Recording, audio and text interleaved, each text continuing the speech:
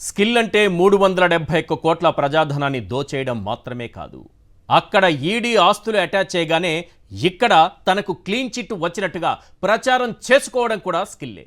Skill అంటే siemens కంపెనీకే తెలియకుండా వారితోనే ఒప్పందం చేసుకున్నట్లుగా మనల్ని నమ్మించడం కూడా స్కిల్లే. 90% నిధులు సిమెన్స్ భరిస్తుంది, రాష్ట్ర ప్రభుత్వం కేవలం 10% భరిస్తే చాలని ఒప్పందం చేసుకున్నట్టుగా నమ్మించడం మాత్రమే కాదు, సిమెన్స్ రూపాయి ఇవ్వకున్నా రాష్ట్ర ప్రభుత్వ వాటా 330 కోట్లతో పాటు జీఎస్టీ కూడా లెక్క కట్టి 371 కోట్లు రిలీజ్ చేయటం స్కిల్లును మించిన స్కిల్లు. స్కిల్ అంటే 370 కోట్లు రిలీజ్ కోసం అడ్డదారులు తొక్కడం మాత్రమే కాదు, ఆ డబ్బును షెల్ కంపెనీలు ఫేక్ ఇన్వాయిస్లతో ఎలా దారి మళ్లించాలో ప్లాన్ చేయడం స్కిల్లును మించిన స్కిల్లు. ఇదంతా ఎందుకులేండి సార్, సింపుల్గా బాబు గారి స్కిల్ గురించి చెబుతా వినండి. 371 కోట్లలో 241 కోట్లు డైరెక్ట్గా తన ఖాతాలోకి వచ్చేలా చేసుకోవడంలో చంద్రబాబు నాయుడు గారి స్కిల్ మామూలు స్కిల్ కాదు. 2017-18లోనే స్కిల్ శామ్ గురించి జీఎస్టీ అధికారులకు తీగ దొరికి ఈడీ రంగంలోకి దిగగానే ఇక్కడి ఫైల్స్ అన్నీ బాబుగారు ధ్వంసం చేయించారే, అది స్కిల్ అంటే. ఆధారాలతో సహా అడ్డంగా దొరికి జైలు పాలయ్యి ఆఖరికి రకరకాల జబ్బుల పేరుతో బెయిలు పొంది బయటకొచ్చారే, అది స్కిల్ అంటే. స్కిల్ను మించిన స్కిల్ ఇంకొకటి చెప్పనా? మొన్నటికి మొన్న సీఎంగా ప్రమాణ స్వీకారం చేసి చేయకముందే తనపై కేసులను చూస్తున్న సిట్ కార్యాలయానికి తాళాలు వేయించారు. ఇది అసలు సిసలు స్కిల్ అంటే. ఇప్పుడు ఇదంతా ఎందుకంటే బాబు గారి స్కిల్ మరోసారి బయటపడింది కాబట్టి.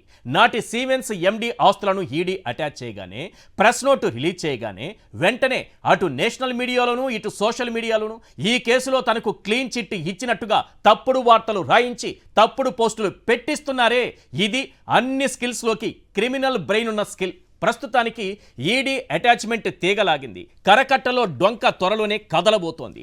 ఈడీ నెక్స్ట్ టార్గెట్ చంద్రబాబే అనేది స్పష్టంగా అర్థమవుతోంది.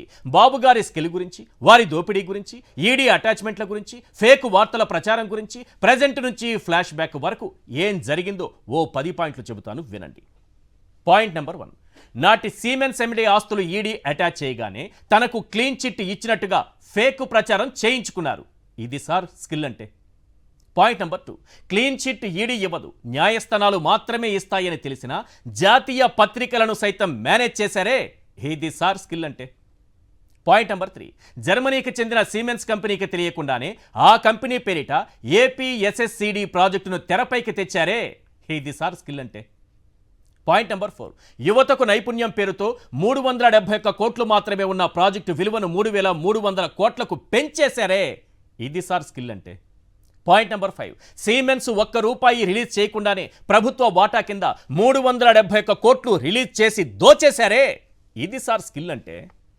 పాయింట్ నెంబర్ 6, భారత్లో ఆ కంపెనీ ఎండీగా ఉన్న సుమన్ బోస్ డిజైన్ టెక్ ఎండి వికాస్ వినాయక్ కన్వెల్కర్ సాయంతో అక్రమాలకు తెరలేపారే, ఇది సార్ స్కిల్ అంటే. పాయింట్ నెంబర్ 7, 36 డొల్ల కంపెనీలు బోగస్ ఇన్వాయిస్లు సృష్టించి 371 కోట్ల ప్రజాధనాన్ని మింగేశారే, ఇది సార్ స్కిల్ అంటే.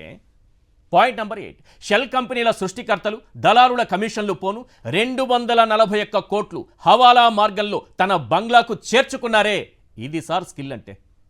పాయింట్ నెంబర్ 9, 2018లోనే స్కిల్ కేసు బయటకు పొక్కడంతో నోట్ ఫైల్స్ అన్ని జాగ్రత్తగా మాయం చేసేశారే, ఇది సార్ స్కిల్ అంటే. పాయింట్ నెంబర్ 10, సిట్ నోటీసులు ఇవ్వగానే పెండ్యాల శ్రీనివాస్, షెల్ కంపెనీల ప్రతినిధి మనోజ్ పార్దసానిలను దేశం దాటించేశారే, ఇది సార్ స్కిల్ అంటే. ఈ 10 పాయింట్లు చాలు అసలు ఈ స్కిల్ స్కామ్లో ఏం జరిగిందనేది చెప్పడానికి. నిన్న ఈడీ గతంలో ఆ సిమెన్స్ కంపెనీ ఎండీగా పనిచేసినటువంటి సుమన్కి సంబంధించినటువంటి ఆస్తులను అటాచ్ చేసింది. అటాచ్ చేసిన వెంటనే ఎక్కడ చూసినా నేషనల్ మీడియా దగ్గర నుంచి సోషల్ మీడియా వరకు వెంటనే చంద్రబాబు నాయుడు గారికి క్లీన్ చిట్ వచ్చేసింది. ఈ కేసులో చంద్రబాబు నాయుడు గారికి క్లీన్ చిట్ ఇచ్చేసింది ఈడీ. నేను 4 ప్రశ్నలు అడుగుతాను. అసలు క్లీన్ చిట్ ఈడీ ఇచ్చిందా? ఈడీ రిలీజ్ చేసినటువంటి లేదా ట్విట్టర్లో పెట్టినటువంటి పోస్ట్ కానీ, ప్రెస్ రిలీజ్ నోట్లో కానీ ఎక్కడైనా సరే క్లీన్ చిట్ అనే మాట ఉందా? Point number 1. పాయింట్ నెంబర్ 2, అసలు క్లీన్ చిట్ అనేది ఈడీ ఇస్తుందా, న్యాయస్థానాలు ఇస్తాయా? కనీసం బుర్ర ఉన్నవాళ్ళు, కనీస నాలెడ్జ్, కనీస పరిజ్ఞానం, కనీస తెలివితేటలు ఉన్నవాళ్ళు ఎవరైనా ఆలోచించేది ఏంటంటే ఈడీ క్లీన్ చిట్ ఇస్తుందా, కేసు కోర్టులో ఉన్నప్పుడు కోర్టులు క్లీన్ చిట్ ఇస్తాయా? సింపుల్ లాజిక్ కదా. కానీ చంద్రబాబు నాయుడు గారి క్లీన్ చిట్ వచ్చిందని జాతీయ పత్రిక కూడా రాసేసింది. జాతీయ పత్రికలను సైతం ఇప్పటివరకు అన్ని వ్యవస్థల్ని చెప్పాం మనం, ఇక్కడ ఉన్నటువంటి కొన్ని మీడియా సంస్థల్ని చెప్పాము మేనేజ్ చేయడం అనేది. ఇప్పుడు జాతీయ స్థాయికి చంద్రబాబు గారి స్కిల్ వ్యాపించిందా? జాతీయ పత్రికలు కూడా ఈడీ క్లీన్ చిట్ ఇచ్చిందని రాయడం చూస్తుంటే కనీస పరిజ్ఞానం లేకుండా, కనీసం క్రాస్ చెక్ చేసుకోకుండా, వాళ్ళు ఇచ్చినటువంటి ప్రెస్ నోట్లో ఏముందో చదవకుండా, ఒకవేళ చదివినా అందులో లేకున్నా అసలు ఈడీ క్లీన్ చిట్ ఇస్తుందా, న్యాయస్థానాలు ఇవ్వాలా అనే ఆలోచన కూడా చేయకుండా జాతీయ పత్రికలు చంద్రబాబు నాయుడు గారికి క్లీన్ చిట్ ఇచ్చారని ఎలా రాస్తాయి? అంటే చంద్రబాబు నాయుడు గారు మేనేజ్ స్కిల్స్ ఏ స్థాయికి చేరుకున్నాయో మనం అర్థం చేసుకోవచ్చు. ఈడీ దూకుడుతో ఇప్పుడు చంద్రబాబు నాయుడు గారి గుండెల్లో గుబులు మొదలైందా? నెక్స్ట్ బాబేనా?